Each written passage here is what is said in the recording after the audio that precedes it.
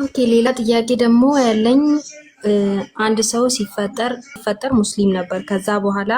ከዛ በኋላ ነው እናንተ 40 ቀን ነው 80 ምናምን ተብሎ የሆነ ጥምቀት እንደጠመቀ ምናምን የሚባል ነገር አለ።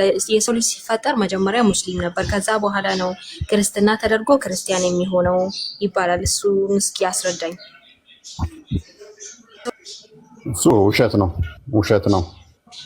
ሰው ሲፈጠር ሙስሊም ነው የሚል አስተምሮ ውሸት ነው። ምክንያቱም ለመሰለሽ ለምሳሌ ምንም ጣዖት አምላክ የሆኑ ሰዎች ጋር ስትሄጂ ቅድም አንቺ ምን ብለሽኛል መሰለሽ? እኔ የተወለድኩት ከሙስሊም ቤተሰብ ነው፣ ስለዚህ ሙስሊም ሆኜ ነው የኖርኩት፣ ሙስሊም ሆኜም ነው ያደግኩት አልሽኝ አይደለ? ቤተሰቦችሽ ቅድም ተዛኔ ምን አልኩሽ? ሁላችንም እውነት ነው ቤተሰቦቻችን ባሳደጉን ሃይማኖት ውስጥ ነው የምንቀጥለው አልኩሽ አይደለ? እኔ አየሽ፣ ክርስቲያን ስትሆኚ ቤተሰቦችሽ ክርስትናን ነው አስተምረው የሚያሳድጉሽ። ሳታቂ ሳታምኝ ደግሞ እምነት አለ እንዴ? የለም። ለማመን ማወቅ አለብሽ አይደለ? ለማወቅ ደግሞ ማገናዘብ መቻል አለብሽ። ስለዚህ አንድ ሕፃን ልጅ ዛሬ የተወለደ ሙሐመድ ነብይ ነው፣ ሰላት ያስፈልጋል፣ አላህ አምላክ ነው፣ እንደዚህ ብሎ ለማመን ማወቅ ያስፈልገዋል ማለት ነው። ምንም ዛሬ የተወለደ ሙስሊምና ክርስቲያን እምነት እያመንክ ነው ብለሽ ማለት አትችይም። ገና ምንም የሚያውቀው ነገር ስለሌለ ማለት ነው። ቤተሰቦቹ ባሳወቁት እምነት ግን በዛው ይቀጥላል። ስለዚህ ምንድነው እሱ አንድ ጣዖት የሚያመልክ ቤተሰብ ጋር የተወለደ ሕፃን ልጅ ቤተሰቦቹ ጣዖት አምልኮን በዛው ያሳድጉታል። በዛ ውስጥ ነው የሚቀጥለው። ለጣዖት የታረደውን እየበላ እንደዛ እያለ ያድጋል ማለት ነው። በዛው እያደገ ይሄዳል። ለምሳሌ እንደ እስልምና ወንዱ መገረዝ አለበት በ8 ቀን፣ እንደዚህ አይሁዶች መገረዝ አለበት። በ8 ቀን ውስጥ ካላስገረዙት ያፃን ልጅ ያን መስፈርት አያሟላም። ቤተሰቦቹ ናቸው የሚያደርጉለት። ቤተሰቦቹ ካላስገረዙ 8 ቀን ውስጥ ልጁ አይ እኔ አይሁዳዊ ነኝና ልገረዝ ብሎ ወደ መገረዝ አይሄድም፣ ስለማያውቀው ማለት ነው። ስለዚህ ቤተሰቦቹ በሰጡት ስርዓት በዛው ነው እያደገ የሚሄደው ማለት ነው። ነገር ግን ጥምቀት ምንድን ነው? ከኛ ጋር ካሉ የምንወለድበት ነው። ዳግም ማለት ምን ማለት ይመስልሻል? ሁለተኛ ማለት ነው አይደለ? ዮሐንስ ወንጌል ምዕራፍ 3 ላይ ተፈልይ ይኸውልሽ፣ ሁሉም ሰው ሲወለድ ምንድነው ብለን ሲፈጠር ምንድነው ብለን እናምናለን መሰለሽ? በእግዚአብሔር መልክ የተፈጠረ ነው። አንቺ የተፈጠርሽው በእግዚአብሔር መልክ ነው ብለን እናምናለን። ዘፍጥረት ምዕራፍ 1 ክፈትልኝ ቁጥር 27 ላይ። ስለዚህ ሰው ሁሉ በእግዚአብሔር አምሳል ከተፈጠረ ደግሞ እንደዛ ምናምን ከሆነ ይሄንን የሚያምኑ አካላት በሙሉ እኔ የተፈጠርኩት በእግዚአብሔር መልክ ነው፣ የእግዚአብሔርን ገዥነት በጸጋ የተቀበልኩ ነኝ ብለው የሚያምኑ ከሆነ ክርስቲያን ናቸው። ክርስቲያን ይሆናሉ ማለት ነው። ዳግም ይወለዳሉ በጥምቀት። ዘፍጥረት ምዕራፍ 1 ቁጥር 27 ላይ እግዚአብሔር ሰውን በመልኩ ፈጠረ፣ በእግዚአብሔር መልክ ፈጠረው፣ ወንድና ሴት አድርጎ ፈጠራቸው ይላል። ገና ስንፈጠር በእግዚአብሔር መልክ ነው የተፈጠር ነው። ቁጥር 3 ላይ አድርግልን። ቁጥር 3 ላይ ስታደርገው የእግዚአብሔር መንፈስ አስቀድሞ በምን ላይ ነበረ? በውሃ ላይ ነበር ይላል። እግዚአብሔርም ብርሃን ይሆናል። ቁጥር 2 ላይ ምድር ባዶ ነበረች፣ አንዳችም አልነበረባትም፣ ጨለማም በጥልቁ ላይ ነበረ፣ የእግዚአብሔር መንፈስ በውሃ ላይ ሰፍኖ ነበር ይላል። ልብ በይ፣ አስቀድሞ ገና እግዚአብሔር ምድርና ሰማይን ከፈጠረ በኋላ በውሃ ላይ ደግሞ ምን ነበረ? የእግዚአብሔር መንፈስ ነበረ። ከዚህ በኋላ እግዚአብሔር አምላካችን ሰውን በመልኩ በምሳሌው ባሪያው ፈጠረን ማለት ነው። ስንፈጠር ይሄ የእግዚአብሔር መንፈስ እስትንፋሱ እፍ ተብሎ የተሰጠው ነው። እግዚአብሔር እስትንፋሱን የተቀበልንን ማለት ነው። ስለዚህ ከተፈጠርን በኋላ አዳማዊ ከሆንን በኋላ የእግዚአብሔርን መልክ ከያዘን በኋላ የእግዚአብሔርን እስትንፋስ ከተቀበልን በኋላ በሐዲስ ኪዳን ደግሞ ዳግም መወለድ አለብን። ዳግም ለመወለድ ደግሞ ይሄ አስቀድሞ የእግዚአብሔር መንፈስ በውሃ ላይ ሰፍኖ የነበረው በጥምቀት ደግሞ በውሃ ስንጠመቅ ዳግም ልጅነትን እናገኛለን። አጥፍተን ልብ በይ በድለን ከእግዚአብሔር ትእዛዝ ወጥተን ነበረ። ከዛ ካጠፋን በኋላ ተታረቅን በኋላ ደግሞ ከክርስቶስ ጋር ሞትና ትንሣኤውን በምንተባበርበት በጥምቀት ዳግም ልጅነትን እናገኛለን። ሞት መጥቶብን ነበር ስናጠፋ ስንበድል ሞት መጣብን። ሞትን ድል አድርገን ትንሣኤ የምናገኘው ደግሞ በምንድን ነው? በጥምቀት በሰክረመንቶቹ ከክርስቶስ ጋር ህብረት በማድረግ ቁጥር እንደዚህ ይላል። ኢየሱስ መልሶ እውነት እውነት እልሃለሁ ሰው ዳግመኛ፣ ልብ በይ ዳግመኛ ማለት ሁለተኛ ማለት ነው ብለሽኛል። ዳግመኛ ካልተወለደ በቀር እግዚአብሔር መንግስት አያይም ሊያይ አይችልም አለው ይላል። አስቀድመን እንዴት ነው የተወለድነው? ቅድም እንደነገርኩሽ እግዚአብሔር ሰማይና ምድርን ፈጥሮ በውሃ ላይ እግዚአብሔር መንፈስ ፈጥሮ ሰፍሮ ነበረ። እግዚአብሔር እኔንና አንቺን ከጭቃ ካፈር ካበጀን በኋላ ያ እግዚአብሔር መንፈስ እፍ ብሎ ሕያው ያደረገን ሕያው ነፍስ ነበረን፣ የመጀመሪያ ፍጡር ነበርን። ከበኋላ ግን ትእዛዝ ተሰጠን። ያን ትእዛዝ አጥፍቶ አዳምና ሔዋን ሟቲ ከሆኑ በኋላ ሞት ከመጣ በኋላ ከሞት ደግሞ ይቅር ይለን ዘንድ ትንሣኤ ሞተን አፈር ሆነን እንዳንቀር ተነስተን ሕያው ዘላለማዊ እንድንሆን ምን ሰጠን? ይህንን ሰጠን። ምን? የእግዚአብሔር ልጅ የምንሆንበትን። ልጅ የምንሆነው ደግሞ ዳግመኛ ውችዝ ለሁለተኛ ጊዜ የምንወለደው በምን ሆነ? በጥምቀት ሆነ ማለት ነው። ዳግም ከውሃና ከመንፈስ ካልተወለዳችሁ በቀር ወደ እግዚአብሔር መንግስት ሊገባ አይችልም ማለት ነው። ስለዚህ ዳግም መወለድ ይኖርብናል። ይሄ ትእዛዝ ነው። ይሄ ትንሣኤን ለማግኘት ይህም ማድረግ አለብን ማለት ነው። እንጠመቃለን ሁለተኛ ጊዜ ለመወለድ። ነገር ግን ህፃናቶች ሲወለዱ እንደዚህ ናቸው፣ ሙስሊም ናቸው፣ ገነት አይገቡ ምናምን አንልም። ሲጀመር እንደ ህፃናቶች ልበቅን የዋህ ልንሆን ታዘናል። አይ ቲንክ ማቴዎስ ወንጌል ምዕራፍ 18 አንዴ ቼክ አድርግልኝ 18 ቁጥር 1 ላይ እሺ አብርሃም ይስሐቅ ልብ በይ እንደዚህ ይላልሽ። በዚያች ሰዓት ደቀ መዝሙርቱ ወደ እግዚአብሔር ቅድም ምን አልኩሽ? የእግዚአብሔር መንግስት ለመውረስ ምን ያስፈልጋል አልኩሽ? ዳግም መወለድ ይላል አይደለ? ዳግም መወለድ አለባችሁ ይላል አይደል እህታችን? መልካም አየሽ፣ ዳግም መወለድ ነው የእግዚአብሔር መንግስት ለመውረስ የሚያስፈልገን። ይሄ ትእዛዝ ነው። ትንሣኤውንና ሞቱን ከእሱ ጋር ተባብረን ይህንን ትንሣኤውን ለማግኘት መወለድ አለብን ዳግመን። ነገር ግን ህፃናቶች ምንድን ናቸው የሚለውን መጽሐፍ ቅዱስ እንዲህ ብሎ ያስቀምጥልናል። በዛች ሰዓት ደቀ መዛሙርቱ ወደ ኢየሱስ ቀርበው መንግስተ ሰማያት ከሁሉ የሚበልጥ ማን ይሆናል አሉት። አየሽ፣ በመንግስተ ሰማያት ውስጥ ማን ነው የሚበልጠው ብለው ጠየቁት። ህፃንም ጠርቶ በመካከላቸው አቆመ ይላል። ህፃን ልጅ ነው የጠራው። እንዲህም አለ፣ እውነት እውነት እላችኋለሁ ካልተመለሳችሁ እንደ ህፃን ካልሆናችሁ ወደ መንግስተ ሰማያት ከቶ አትገቡም። ስለዚህ ወደ መንግስተ ሰማያት ለመግባት ራሱ እንደማን መሆን አለብን ማለት ነው? እንደ ህፃን። ምክንያቱም ህፃን ልባቸው ንጹህ ነው አይደለ እህታችን? ቂም የለባቸውም፣ በቀል የለባቸውም፣ ተንኮል የለባቸውም፣ ሐሰት የለባቸውም፣ ውሸት የለባቸውም፣ ክፋት የለባቸውም አይደለ? ስለዚህ መንግስት ሰማያት ራሱ ለመውረስ እንደማን መሆን አለብን? እኛ ራሳችን ህፃን መሆን እንደ ህፃናት ህፃን መሆን አንችልም፣ ግን እንደ ህፃን መሆን አለብን። ቅድም እዛ ጋር ስታይ ዳግም ተወለዱ ይላል አይደለ? ዳግም ተወለዱ ይላል አይደለ? ሰው ልጅ ዳግም ተወለዱ ይላል። ዳግም ተወለዱ ሲል ልብ በይ፣ አስቀድመን ተወልደናል ከእናትና ከአባታችን። ነገር ግን ኒቆዲሞስ ይጠይቃል፣ እንዴ ሰው ካረጀ ከሸመገለ በኋላ ወደ እናቱ ማህፀን ገብቶ እንዴት ሊወለድ ይችላል ብሎ ይጠይቃል ክርስቶስን። ዳግም ተወለድ ሲለው ማለት ነው። ከዛ በምን ትወለዳለህ አለው፣ በውሃና በመንፈስ ብሎ ይለዋል ማለት ነው። አስቀድመን እንዴት ተወልደን ነበር? ከእናት ከአባታችን ተወልደን ነበረ። ስለዚህ እንደ ህፃናት ንጹህ መሆን ደግሞ አለብን። አንቺ ካመንሽ በኋላ ካደግሽ በኋላ ካወቅሽ በኋላ አምስቱን እንትኖች ትተገብሪያለሽ። አርካን ኦፍ እስላም የሚባሉትን ትተገብሪያለሽ አይደለ? ለምሳሌ ህፃን ልጅን ስገድ ትይዋለሽ? አይባልም። ዛሬ ተወለደ። ስለዚህ ደረጃዎች አሉት ማለት ነው።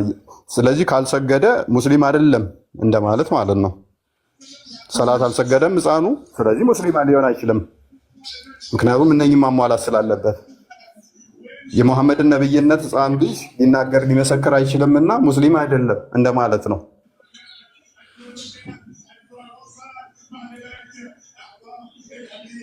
ቤቢ ግልጽ ነው?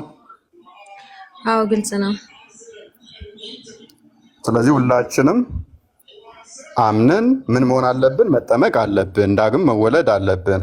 ለመዳን አምነን መጠመቅ አለብን። አምነን ልብ በይ፣ ይሄ ለአዋቂዎች አምነን፣ እኔና አንቺ ለማመን ማወቅ አለብን።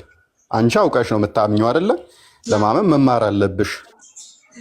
ካመንሽ ደግሞ ጥምቀትም ያስፈልገኛል፣ ዳግም መወለድ አለብኝ ብለሽ ትጠመቂያለሽ። ይሄ ስለምታቂ ነው። ህፃንን ልጅ ገና ግን እንኳን ተጠመቅ አትጠመቅ ልትዩ እመን አትመን ራሱ ብለሽ አትድዩም። ገና አፉን ያልፈታን ህፃን ልጅ ሄደሽ እመን አትመን እወቅ አትወቅ ብለሽም አትከራከሪውም። ቅድሚያ የምታደርጊው ምንድነው? ጥንጦ እያጠባሽ ወተት እየጋትሽው ህፃኑን ልጅ አቡሽዬ ደግ ምናምን እያልሽ ነው የምታጫውችው እንጂ አላህ እኮ አምላክ ነው፣ መሐመድ እኮ ነብይ ነው አትዩም። ገና አፉንም አልፈታም። ለአንቺ ግን መጥቼ እመኚ ትድኝ ዘንድ እንዲያደርጊ ብዬ ለአንቺ መሰክርልሻለሁ ማለት ነው። ልዩነቶች አሉት። ግልጽ ነው? አዎ ግልጽ ነው። እና ይሄን ይመስላል።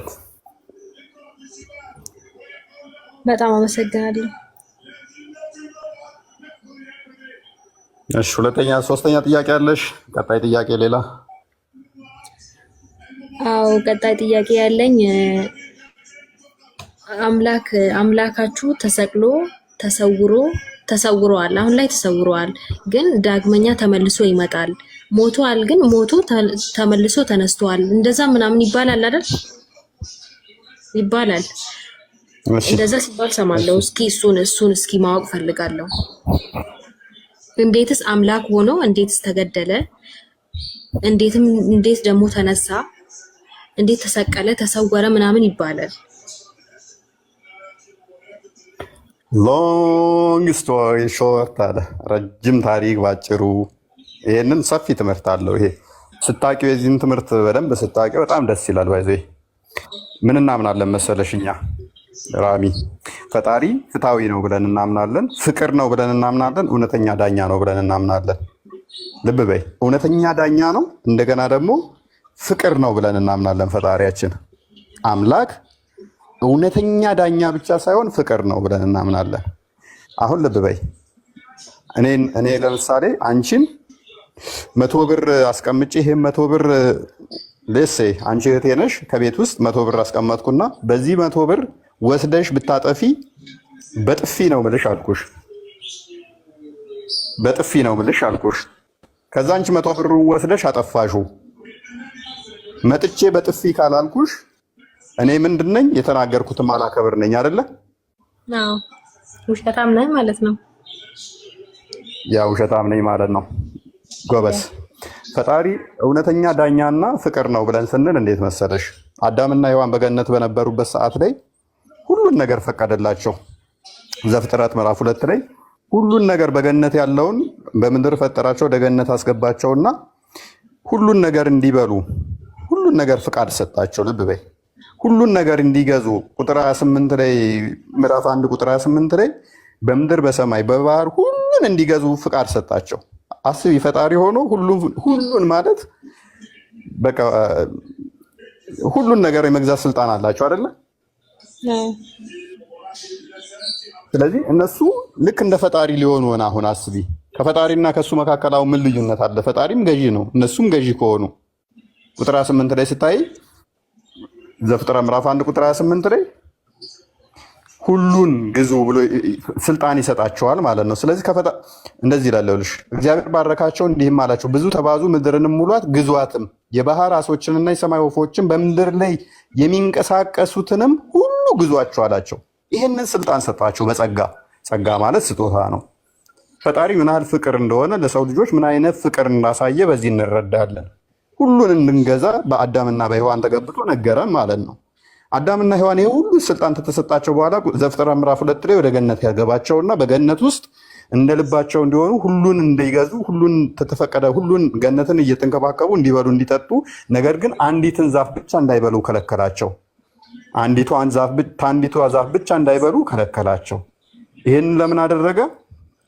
ልብ በይ፣ ሁሉን ከፈቀደላቸው በእግዚአብሔርና በፍጡር መካከል ልዩነት ሊጠፋ ሆነ፣ ላይኖር ነው። ገባሽ? ምክንያቱም እሱ ሁሉን የሚገዙ ከሆነ ለፈጣሪ ላይ ገዙ ነው ማለት ነው። ለፈጣሪ መገዛታቸውን ፍቅራቸውን የሚገልጹበትን ግን አንዲት ድንበር ታስፈልግ ነበረ። ያቺ ድንበር ምንድነች? እችኛዋን አትብሉ፣ ነገር ግን ይላል መልካምና ክፉን ከሚያሳውቅ ዛፍ አትብሉ፣ ከእርሱ በበላችሁ ቀን ሞትን ትሞታላችሁ አላቸው። አስቀድሞ ምን ብሏቸዋል? ሁሉን በገነት ዛፍ ብሉ። ልብ በይ፣ እግዚአብሔር አምላክም ሰውን እንዲህ ብሎ አዘዘው፣ ከገነት ዛፍ ሁሉ ትበላለህ፣ ነገር ግን መልካምና ክፉን ከሚያሳውቅ ዛፍ አትብላ፣ ከእርሱ በበላ ቀን ሞትን ትሞታለህ ብሎ አዘዛቸው። እቺ የፍቅር ትእዛዝ ተብላ ትታመናለች በእኛ። ሁሉም ፈቀደላቸው፣ ሁሉን ገዙ አላቸው። በምድር በሰማይ ሁሉን የሚንቀሳቀሱትን ስልጣን ከሰጣቸው በኋላ ግን እነሱ ደግሞ ለፈጣሪ ተገዢ መሆናቸውን ለፈጣሪ ታዛዥ መሆናቸውን ለማሳየት እችን ትእዛዝ ሰጣቸው። እነሱ ግን ዘፍጥረት ምዕራፍ 3ን ክፈትልን። ዘፍጥረት ምዕራፍ 3 ላይ ስትሄጂ እችን ትእዛዝ መጠበቅ ተሳናቸው። እባብ ይመጣና ሔዋንን ምን ይላታል? ልብ በይ። እባብም ምን ይላታል? እባብም ለሴቲቱ ነገር ግን ሴቲቱ ማለት ኖ በውኑ እግዚአብሔር ከገነት ዛፍ ሁሉ ልብ በይ ሁሉ እንዳትበሉ አዟልን አላት። እግዚአብሔር ግን ምንድን ነበር ያለው? ልብ በይ፣ ቅድም ያነበብኩልሽን እንዳዘነጊ። በገነት ካለ ዛፍ ሁሉ ብሉ ነው ያላቸው። ሁሉ ትበላላችሁ፣ ነገር ግን መልካምና ክፉ የሚያሳውቀውን እንዳትበሉ ነው ያላቸው። እባብ ደግሞ ገልብጦ ነው ያመጣው። ልብ በይ፣ ሁሉ እንዳትበሉ አዟል ብሎ ጠየቃት። ሁሉ ብሉ፣ ነገር ግን መልካምና ክፉ እንዳያሳውቀው እንዳትበሉ ነው ያለው እግዚአብሔር። እባብ ደግሞ ኔጌቲቭ አደረገውና ሁሉ እንዳትበሉ አዟልን አላት። ሴቲቱም ለእባቡ አለችው በገነት ካለው ዛፍ ፍሬ እንበላለን፣ ዛፍ ፍሬ እንበላለን ያለችው፣ ሁሉ እንበላለን አላለችም። ነገር ግን ብላ ነበር መቀጠል የነበረባት እግዚአብሔር እንዳዘዛት። ቃሉን ሸረፈችው ገና እሷ ማለት ነው። ነገር ግን በገነት መካከል ካለው ዛፍ ፍሬ እግዚአብሔር አለ እንዳትሞቱ ከእርሱ አትብሉ አለ፣ አትንኩትም አለን። አትብሉ አትንኩትም አለን አለች። እግዚአብሔር አትንኩ ብሎ አላዘዘም፣ አትብሉ ነው ያለው። ሕጉን አጠበቀችው። እግዚአብሔርን ክፉ ኃይለኛ ቁጡ ለማስመሰል ዛፉን አትንኩም ብሎ አዞናል አለች። ውሸት። እግዚአብሔር አትብሉ ነው እንጂ አላት፣ አትንኩ አላላትም ነበረ። እግዚአብሔርን ግን የሆነ ጨቋኝ ለማስመሰል ምን አደረገች እሷ? እንዳትሞቱ ከእርሱ አትብሉ አትንኩትም ብሎናል አለች። ቁጥር 4 ላይ እባብ ለሴቲቱ አላት ሞትን አትሞቱም አለ። አየሽ፣ እግዚአብሔር ከበላችሁ ትሞታላችሁ ብሎ ነበረ። እባብ ደግሞ ምን አለ? አትሞቱም አለ። ቅድም እንዳልኩሽ ነው አሁን። ስለዚህ አሁን እባብ አትሞቱም አለ፣ እግዚአብሔር ደግሞ ትሞታላችሁ አለ። ከበላችሁ ማለት ነው። አሁን የማን ትክክል ይሆን? ከዛ በኋላ ምን ሆነ? ከእርሱም በበላችሁ ቀን አይኖቻችሁ እንዲከፈት እንደ እግዚአብሔር መልካምና ክፉን እንድታውቁ እንድትሆኑ እግዚአብሔር ስለሚያውቅ ነው እንጂ ከበላችሁ እንደ እግዚአብሔር ትሆናላችሁ አላት። አየሽ፣ ተበላችሁ እንደ እግዚአብሔር ትሆናላችሁ እንጂ ሞትን አትሞቱም አላት። እግዚአብሔር ደግሞ ከበላችሁ ትሞታላችሁ ብሏታል። አየሽ ሔዋን ምን ያህል ሞኝ እንደሆነች ልብ በይ። አሁን እግዚአብሔር የነገራትን ትታ ከእባብ ጋር ድርድር ውስጥ ገብታለች፣ ከሴጣን ጋር ማለት ነው። ሔዋን ብልጥ ብትሆን ኖሮ ራሚዬ ምን ማድረግ ነበረባት? እዚህ ጋር እውነት ይህንን በልተን እግዚአብሔርም እንሆን ከሆነ አንተ ራስህ ይህንን ምክር ምመክረን ለምን በልተህ እግዚአብሔርን ሳትሆን ብላ መጠየቅ ትችል ነበረ። አየሽ እባብ ራሱ ለምን አንተ በልተህ እግዚአብሔርን አትሆንም እኛ ምመክረን? አንተ ሴጣን ውሸታም፣ ራስ እግዚአብሔርን መሆን ሳትችል እኔን እንዴት እግዚአብሔር መሆን ትችላላችሁ? ዘላለማዊ ትሆናላችሁ፣ መሞት አትችሉም ብለህ እንዴት ትመክረናለህ? አንተ ራስህ እኮ አልሆንክም ብላ እባብን ወይንም ሴጣኑን ቻሌንጅ ማድረግ ትችል ነበረ። ከመቼ ወዲያ ነው እባብ ንግግር የቻለው ብላ ቻሌንጅ ማድረግ ትችል ነበር። አይ ማድረግ አትችልም እንዳትይኝ ደግሞ እሱ የበላዋ ነው እንዳትይኝ፣ ቅድም ባሳየውሽ ላይ እግዚአብሔር ለእሷ ምን አድርጓታል? የሁሉ ገዢ የበላይ አድርጎ ሾማቸዋል። ስለዚህ ስንፍናዋ ነው። አየሽ ስንፍናዋ በዚህ እባብ ተጫወተባት ማለት ነው። ሴጣን ተጫወተባት። ከዛስ ሴቲቱም ዛፉ ለመብላት ያማረ እንደሆነ ለዓይንም እንደሚያስጎመጅ ለጥበብም መልካም እንደሆነ አየች። ፍሬውንም ወሰደችና በላች፣ ለባሏም ደግሞ ሰጠችው፣ እርሱም ከእርሷ ጋር በላ ይላል። አየሽ አሁን በጣም በሚያሳዝን ሁኔታ እግዚአብሔር እንዳበሉ ያሉትን ጣሱ፣ ሕግ ተላለፉ።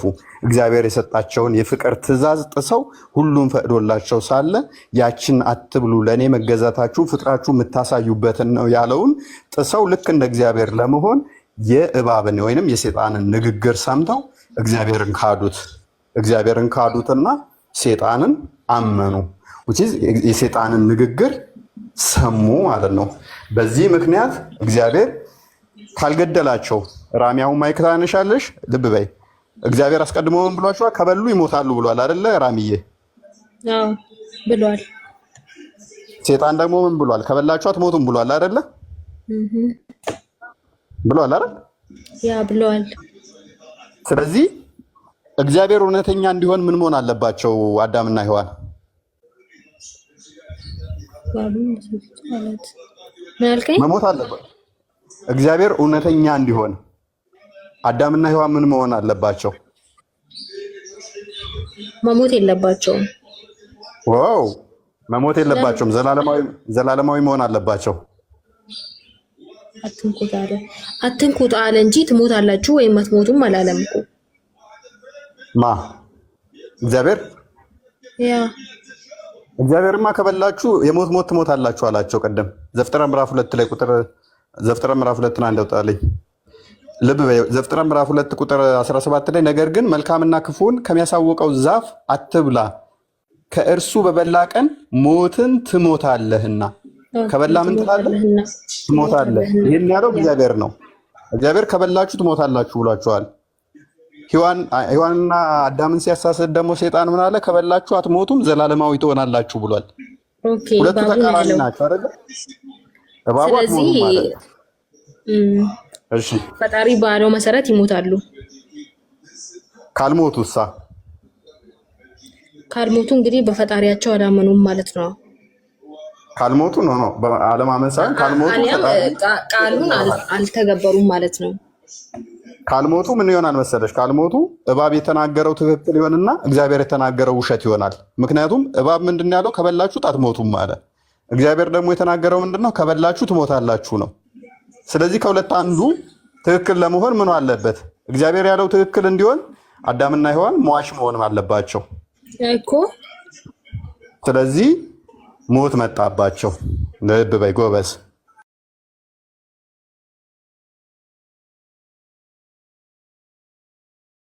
ዘፍጥረት ምዕራፍ 3 ቁጥር 15 አይ ቲንክ ላይ ክፈትልኝ። እርግማን ይመጣባቸዋል ማለት ነው። ይህንን በማጥፋታቸው ምክንያት ሞት ወደ ሰው ገባ ማለት ነው። በአንተና በሴቲቱ መካከል ልብ በይ፣ በዘርና በዘሯ መካከል ጠላትነትን አደርጋለሁ፣ እርሱ ራስን ይቀጠቅጣል፣ አንተም ሰኮናውን ትቀጠቅጣለህ የሚል እርግማን መጣ ማለት ነው። በአንተና በሴቲቱ በዘርና በዘሯ መካከል የተባለው ይሄ በኋላ መጣበታለሁኝ። ክርስቶስ እንዴት እንደተሰቀለና ለምን መሰቀል እንዳስፈለገው ከዚህ ይነሳል ማለት ነው። ከዛ ቁጥር 17 ላይ አዳምንም አለው ይኸውልህ የሚስትህን ቃል ሰምተሃልና ከእርሱ እንዳትበላ ካዘዘው ዛፍም በልተሃልና ምድር ካንተ የተነሳ የተረገመች ትሁን። ምድር ምን ትሁን? ካንተ የተነሳ የተረገመች ትሁን። በሕይወት ዘመንህም ሁሉ በድካምህ ከእርሷ ትበላለህ። እሾህና ማኬላ ታበቅልብሃለህ፣ የምድርም ቡቃያ ትበላለህ። ወደ ወጣህበት መሬት እስክትመለስ ድረስ በፊትህ ወዝ እንጀራን ትበላለህ። ስለዚህ ወደ ወጣበት ምድር መመለስ አለበት ማለት ነው። ይመለሳል አይደል? አዳምና ሔዋን ተረገመ። ወደ ወጣህበት ምድር ትመለሳለህ ተባለ። ምክንያቱም ሔዋን የተገኘችው ከአዳም ነው። ከአዳም ተተገኘች፣ ምድር ተረገመች ከነሱ የተነሳ። ምድር ከተረገመች ደግሞ አዳምና ሔዋን የተገኙት ደግሞ ከምድር ነው። ምድር ከነሱ የተነሳ ተተረገመች ደግሞ እርግማኑ እነሱ ላይ ዘላለማዊ ሆኖ ተጣብቆ እንዳይቀር እርግማኑ ምን ላይ ያረፈ? ምድር ላይ ያረፈ ማለት ነው። እግዚአብሔር ርኅሩህ አዛኝ በመሆኑ ምክንያት እርግማኑ ወደ ምድር አደረገው። ስለዚህ እነሱ ከምድር የተበጁት ስጋቸው ነው። ስጋቸው ወደ ምድር ሲመለስ ነፍሳቸው ከፈጣሪ ነችና ወደዛ ትመለሳለች ማለት ነው። ስጋቸው ወደ ምድር ይገባል ማለት ነው። ወደ አፈር የሚመለስ ሆነ። ስለዚህ እግዚአብሔር እውነተኛ ዳኛ ስለሆነ አዳም ሔዋን በመብላታቸው ምክንያት እርግማኑ አፕላይ ሆነባቸው። ወደ ምን? ወደ አፈርነት እንዲመለሱ፣ ወደ አፈር እንዲገቡ፣ እንዲሞቱ ሆኑ ማለት ነው። እንዲሞቱ ከሆኑ በኋላ ይሄ የእግዚአብሔር እውነተኛ ፈራጅነት ተረጋገጠ። አሁን ሴጣን ሐሰተኛ ሆነ። አትሞቱም ዘላለማዊ ትሆናላችሁ ያለው ሐሰት መሆኑ ተረጋገጠ። ሔዋንና አዳም የሉም፣ ሞተዋል። ስለዚህ እግዚአብሔር ትሞታላችሁ እንዳለው በእውነትም አዳምና ሔዋን ሞተዋል። አይደለ እንዴ ራሚ?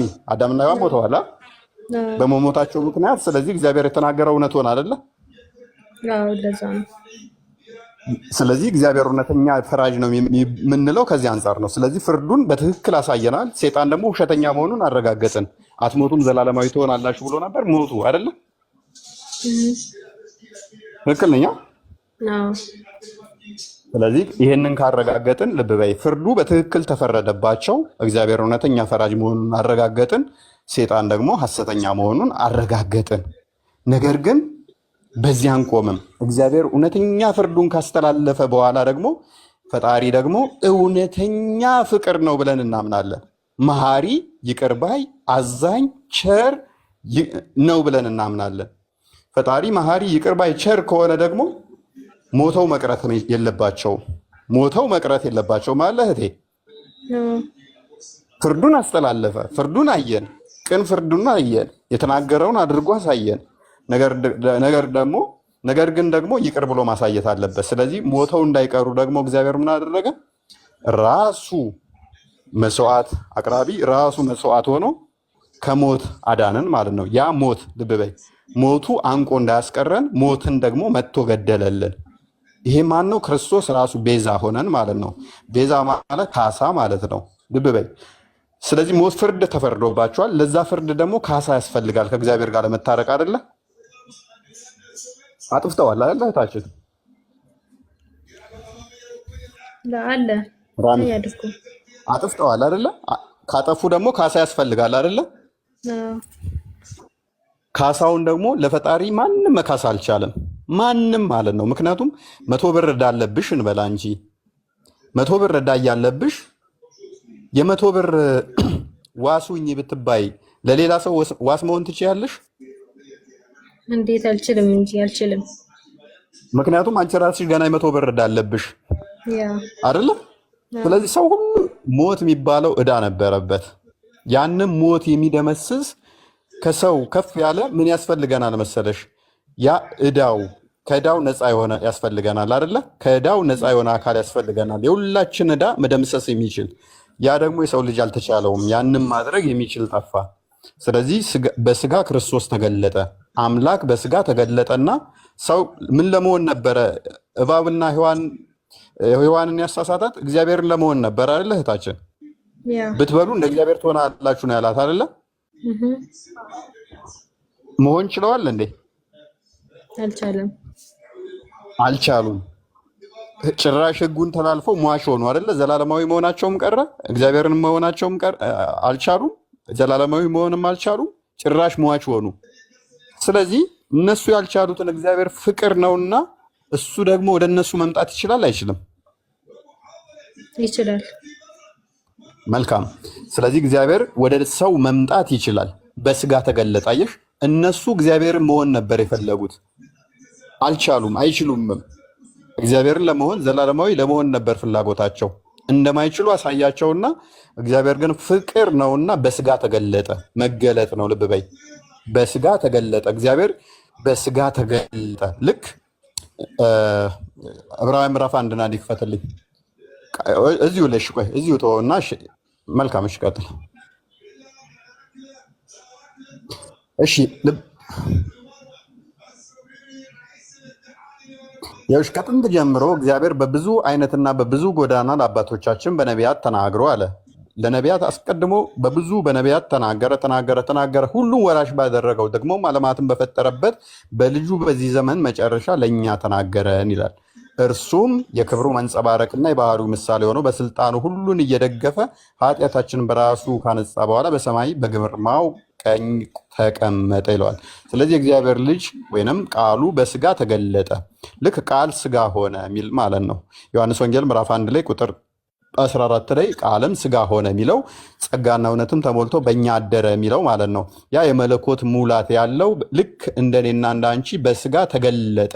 መገለጥ ነው። ያ በስጋ የተገለጠው ፍጹም አምላክ ነው፣ ፍጹም ሰው ነው። አምላክ ሰው ሆነ ማለት ነው። በስጋ ተገለጠ። ሰው ብቻ ሳይሆን አምላክ ነው። ያ አምላክ በስጋ ተገለጠና ምን ሆነን? ቤዛ ሆነን። ካሳ ራሱ ክሶ ራሱ ይቅርታ አድርጎ ራሱ ይቅርታውን ተቀብሎ ራሱን ይቅርታውን አቅርቦ አስታረቀን ከራሱ ጋር ማለት ነው። ታረቀን፣ ራሱ ታረቀን። ያጠፋ ልክ ምን ማለት መሰለሽ? ለምሳሌ አንቺ ሰረቅሽ፣ ሌባ ነሽ፣ ዳኛው አባትሽ ነው፣ የያዘሽም ደግሞ ወንድምሽ ነው፣ ወይንም ደግሞ something like that። ከዛ አንቺን የ1 ዓመት ክስ ፍርድ ፈረደብሽ። አባትሽ ነው፣ የ1 ዓመት ፍርድ ፈረደብሽ። እየሰማሽ ነው አይደል ራሚ? አዎ እየሰማሁ ነው። አባትሽ ሌባ መሆንሽን አይቶ ዝም ቢልሽ አባትሽ ጤናማ ህግ ፈራጅ አይደለም አይደለ? ነገር ግን የ1 ዓመት ፍርድ ፈረደብሽ። ፍርዱ ተገቢ ነው እንበል፣ ወይንም የ10 ዓመት ፍርድ ፈረደብሽ። ወይንም ይህንን ፍርድ ደግሞ በገንዘብ ከተባለ 100,000 ብር መክፈል አለብሽ እንበል። 100,000 ብር መክፈል አልቻልሽም። አባትሽ አንቺን ነፃ ብሎ ካሰናበተ አባትሽ እውነት ፍርዱን ትክክለኛ ፈራጅ ነው ማለት እንችላለን አባትሽን? አይቻልም። ነገር ግን እንዲስ ቢያደርግ ፍርዱን ፈረደብሽ 2 ዓመት ራሱ ቅጣቱን ከፍሎ እኔን ነፃ ማውጣት ይችላል። ቤስት አንቺ 2 ዓመት ፈረደብሽና ወይንም 100,000 ብር መክፈል አለብሽ አለ። አንቺ መክፈል አልቻልሽም። ከዛ ራሱ ከፈለና ነፃ ወጣሽ። ፈርዶብሽ ራሱ ከፍሎ ነፃ ወጣሽ። አባትሽ ትክክለኛ ፍርድ አልፈረደም ማለት እንችላለን? ትክክለኛ ነው የፈረደው ነው የሚባለው። ግን አባትሽ ፍቅር አይደለምስ ማለት እንችላለን? አይቻልም። አባትሽ ለአንቺ ፍቅር ነው፣ እንደገናም ደግሞ ትክክለኛ ፍርድ ፈርዶብሻል። ያ እግዚአብሔር የሚያደረገው እንደዛ ነው። ፍርዱን ፈረደ፣ ይቅር ባይ ነውና ራሱ ደግሞ ራሱ እኛ የፈለግነውን እግዚአብሔር እኛ መሆን ባንችለውን ራሱ መጥቶ ካሳ ካሰልን ለኛ ሞተን እንዳንቀር ሞትን ደግሞ ገደለልንና ኖ ሞታችሁ አቀሩም ትነሳላችሁ። ቅድም ትሞታለህ ነበር ያለው አይደል? ዘፍጥረት ላይ ቅድም ባሳየው ዘፍጥረት ምዕራፍ 2 ቁጥር 17 ላይ ከበላ ትሞታለህ ነው የሚለው አይደል? ትነሳለህ አይልም፣ ትሞታለህ ነው የሚለው አይደል? አይልም። ሲፈርድበት አስቀድሞ ሲነግረው ምንድነው እሱ ካጠፋ ትሞታለህ አለው። አሁን ግን ሞቶ እንዳይቀር ከፈረደበት በኋላ ደግሞ ኖ ሞተ ብቻ አትቀርም፣ እኔ ፍቅር ነኝና ፈርጄብሃለሁ፣ ነገር ግን ትነሳለህ። የምትነሳው ምንድን ነው? እኔ ካሳውን እክስልሃለሁ። ራሴው ልክ አባትሽ ለአንቺ ዕዳውን ከፍሎ ነፃ እንደሚያወጣሽ ክርስቶስ ራሱ መጣና ነፃ ወጣን ማለት ነው። ዮሐንስ ወንጌል ምዕራፍ 20 ቁጥር 28 ላይ ክፈትልኝ፣ ፈጠን ላድርገው እንትናም ስላሉ ጊዜ እንትን ለማለት ዮሐንስ ወንጌል ምዕራፍ ኖ 20 ነው ያልኩህ። ማቴዎስ ወንጌል እሺ፣ ማቴዎስ 20 28 28 እንደዚህ ይላል። ክርስቶስ ስለራሱ ሲናገር እንዲህም አለ፣ የሰው ልጅ ሊያገለግል ነፍሱንም ለብዙዎች ቤዛ ሊሰጥ እንጂ እንዲያገለግሉት አልመጣም አለ። ቤዛ ሆኖ ነው ይሞተል። ራሱ ቤዛ ሆኖ አዳነን። ቅድም ብዬሻለሁ አይደለ? ቤዛ ማለት ምትክ ወይንም ካስ ራሱ ሚክስ ማለት ነው። ክርስቶስ ሊያገለግለን ነው የመጣው። ሲመጣ ክርስቶስ ለኛ ቤዛ ሊሆን አየሽ። አባትሽ ቅድም ለአንቺ 100,000 ብሩን ሊከፍል ሲሄድ ምንድነው እሱ መልሶ እንደ ዳኛ ሆኖ ሳይሆን እንደ ካሳ ከፋይ ሆኖ ነው አይደለ? አስቀድሞ ሲፈርድብሽ እንደ ዳኛ ሆኖ ነው የፈረደብሽ። ወንጀለኛ ነሽ ብሎ ነው አይደለ? አሁን ደግሞ ሲክስሽስ ለአንቺ 100,000 ብሩን ሲከፍል ደግሞ ለአንቺ ጠበቃ ሆኖ ነው አይደለ? ለአንቺ ዋስትና ሆኖ ዋስ ሆኖሽ ነው አይደለ? ያንን ዕዳ ከፍሎ ያወጣሽ። ክርስቶስም እንደዛው ለኛ ቤዛ ሆነን በተመሳሳይ ማርቆስ ወንጌል ምዕራፍ 10 ቁጥር 45 ላይ ራሱ ሊያገለግለን ቤዛም ነፍሱን ለኛ ቤዛ ሊሆን እንደሰጠን፣ ቤዛ ማለት ምትክ ለኛ ሞታችንን ሞቶ ሊደመስስልን እንደመጣ ይነግረናል ማለት ነው። በአንደኛ ቆሮንቶስ ምዕራፍ 15 ላይም በተመሳሳይ ሞትን በሞቱ እንደሻረለን አንደኛ ቆሮንቶስ ምዕራፍ 15 ቁጥር ስንት ላይ ከ20 አካባቢ ይመስለኛል። ክርስቶስ ካልተነሳ ምናምን ትንሣኤ ሙታን ሞትን እንደሻረልን ቁጥር ስንት ላይ አይ ቲንክ ከፍ አድርገው ትንሽ ሞት እሺ ሁሉ በአዳም እንደሚሞቱ ይላል። ልብ በይ ሞት በሰው በኩል ስለመጣ ቁጥር 22 ላይ አሁን ግን ይላል ክርስቶስ ላንቀላፉት በኩር ሆኖ ከሙታን ተነስቷል። ሞት በሰው በኩል ስለመጣ አለ። ልብ በይ ቁጥር 21 ላይ ሞት በሰው በኩል ስለመጣ ትንሣኤ ሙታን በሰው በኩል ሆኗልና ሁሉ በአዳም እንደሚሞቱ እንዲሁ ቁጥር 22 አድርግልን ሁሉ በአዳም እንደሚሞቱ ሁሉ በክርስቶስ ደግሞ ሕያዋን ይሆናሉ። ስለዚህ በክርስቶስ ደግሞ ምን ሆኑ? ሕያዋንነትን አገኙ ማለት ነው። ሞት በአዳም በኩል መጥቶ ነበረ፣ በክርስቶስስ ሕያውነትን ይሆናል ማለት ነው። ራሚ አግኝተሽኛል? ካሳውን የካሰው ማን ነው? ክርስቶስ ነው ማለት ነው። ስለዚህ ትንሣኤ ሙታን በማን ሆነ? ትንሣኤ በማን ሆነ? በክርስቶስ ሆነ ማለት ነው። ዮሐንስ ወንጌል ምዕራፍ 11 ቁጥር 25 ላይ ራሱ የሚያምንብኝ ቢሞት እንኳን ለዘላለም ሕያው ይሆናል ብሎ ስለተናገረ ትንሣኤን ሰጠን ማለት ነው። ሞት በአዳም በኩል እንደገባ ሁሉ ትንሣኤ ደግሞ በክርስቶስ ሆነ፣ ሕያውነት በክርስቶስ ሆነ ማለት ነው። ስለዚህ እንዴት ነው የሞተው የሚባል በስጋው ነው የሞተው። በስጋው ቅድም ያልኩሽ ምንድነው እሱ ቃል ስጋ ሆነ ይላላል። በስጋው ክርስቶስ ሞተ። ስንል መለኮት የሚሞት አይደለም። አንደኛ ጴጥሮስ ምዕራፍ 3 ቁጥር 17 አካባቢ ይመስለኛል 16 17 አካባቢ ላይ በስጋው ሞተ በመንፈስ ግን ሕያው ነው ይለዋል። ነፍሳችን ራሱ ምትሞት አይደለችም። እሺ እንደዚህ ይላል። ክርስቶስ ያለውን አንደኛ ጴጥሮስ ነው ያልኩት አይደል? ያ ክርስቶስ ደግሞ ወደ እግዚአብሔር እንዲያቀርበን ልብ በይ። እርሱ ጻድቅ ሆኖ ስለ አመፀኞች አንድ ጊዜ በኃጢአት ምክንያት ሞቷልና፣ በኃጢአት ምክንያት ስለኛ ኃጢአት ምክንያት በደል ቅድም ጥፋት ምክንያት አንዴ ምን ብሏልና ሞቷልና፣ በስጋ ሞተ በመንፈስ ግን ሕያው ሆነ። ሕያው መሆን ብቻ ሳይሆን ቁጥር 19 ላይ በእርሱም ደግሞ ልብ በይ፣ እርሱም ደግሞ ሄዶ በወይን ለነበሩት ነፍሳት ሰበከላቸው። ሞቶ ምን አደረገ? በወይን ለነበሩት ደግሞ ሄዶ ሰበከላቸው። ለመስበክ ደግሞ ሕያውነትን ያስፈልጋል አይደለ?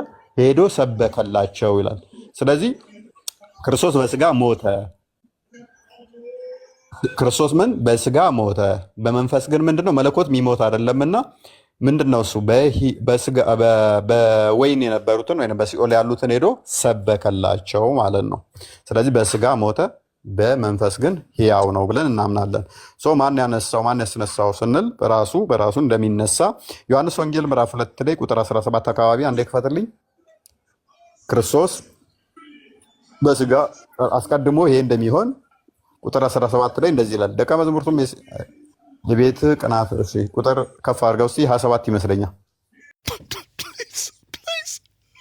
Please, I'm begging you. Please. I'm desperate. I don't know what to do. Please subscribe. Please, I'm begging you. Please.